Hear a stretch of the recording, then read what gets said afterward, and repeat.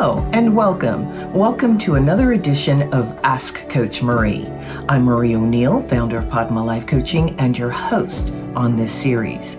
This is the place where you ask a question and I give my unique opinion as a life renewal coach, astrologer, and past life regression facilitator. Please know that I am not a therapist and I will never tell you what you must do. Each week on Friday, a new video is released with me answering 2 questions from the viewers. I also talk about various other life renewal topics. So let's go ahead and get started with the questions from this week. Now, our first question comes from Tamara, who is in Pennsylvania. Tamara writes, I've tried everything that I can to get along with my new in-laws, and nothing seems to work. In their eyes, I don't do anything right. Do you have ideas as to what I can do to remedy the situation? That's a very good question, Tamara, and thank you for asking it. When you are in a relationship with someone, as you know, you don't just marry them, you marry their family too, in most cases. And what happens is, of course, you have your own values and the way you were raised, and the person you marry has their values and their family values, basically. When you come together in another family, you are faced with your values and your belief systems working with or against the values and belief systems of the family that you are married into. And usually there is some give and take as far as compromise is concerned.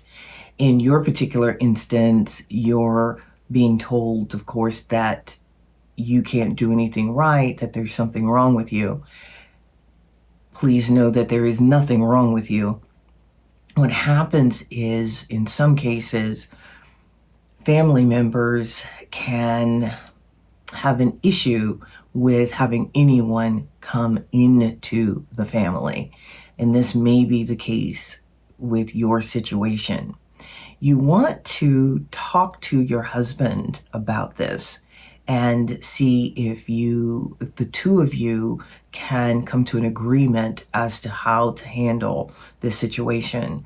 Your mate definitely knows his family and how to work within the family. That's the first step. The second thing that you can do is call for a family meeting with his family, your in-laws, and sit down with them and let them know how you feel. You don't want to put them on the defensive, of course. If you can by any means avoid that, I would recommend it.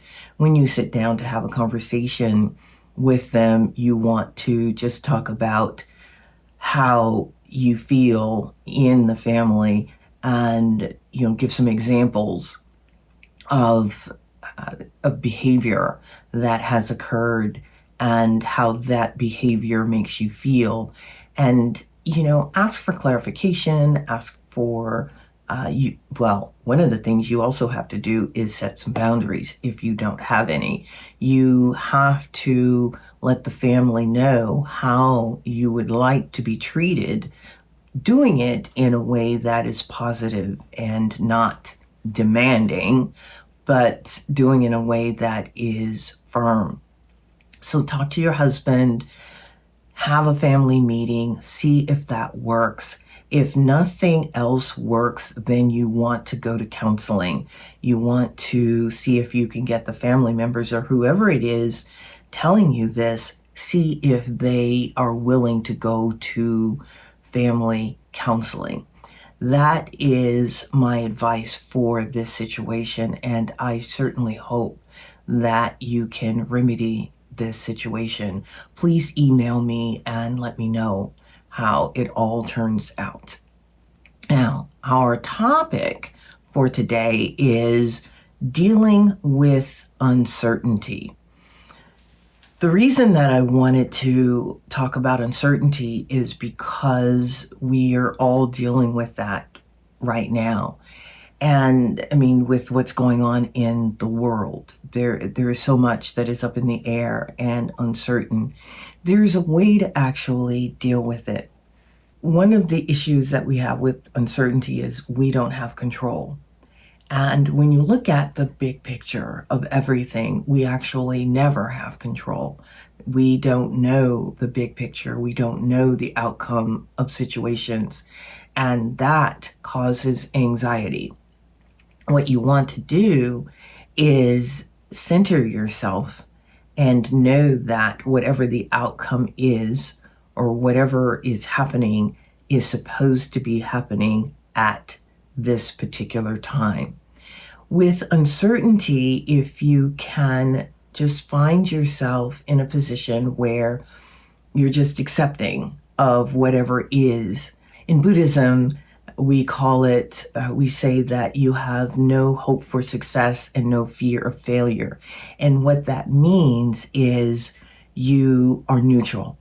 You're in a neutral stance and you're not going to be affected emotionally by what is happening. Doing this, of course, is not always easy, but you can practice it. And this is, in my opinion, the best way to deal with uncertainty. Okay, our next question comes from Shelby, who is in Denver, Colorado. Shelby says, I'm engaged to be married to a terrific guy. We've been together about 3 years, and most of this has been wonderful. The problem is he's messy and I'm neat. I know this might sound trivial, but it bothers me and I don't know what to do about it. Can you offer advice on how to resolve the problem? This is one of those wonderful problems in relationships. And of course, I'm being facetious with that. But with someone who is messy and someone who is not messy, there's two things you can do. Have a conversation with the person or with your mate and let them know how this is affecting you. You can come up with a plan, the two of you together, for making sure that the house isn't messy. Another thing that you can do is hire someone, if you can afford it, to come in and keep the house clean. This way you take the issue out of your hands and your mate's hands. So you, first of all, have a conversation with your mate, letting them know how you feel about this. Come up with a plan that is going to benefit both of you. And if this fails, the plan can be to hire someone to come in to clean. Those are the three options that you have, other than just accepting that the person is messy. In this case, though, it's bothering you, so there needs to be some type of resolution there. All right, I hope that this answers your question. We've come to the end of the questions for this week.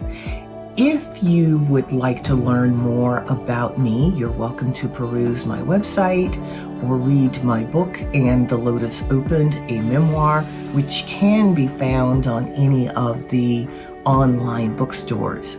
If you have questions that you'd like me to answer, please email them to padmacoach@icloud.com.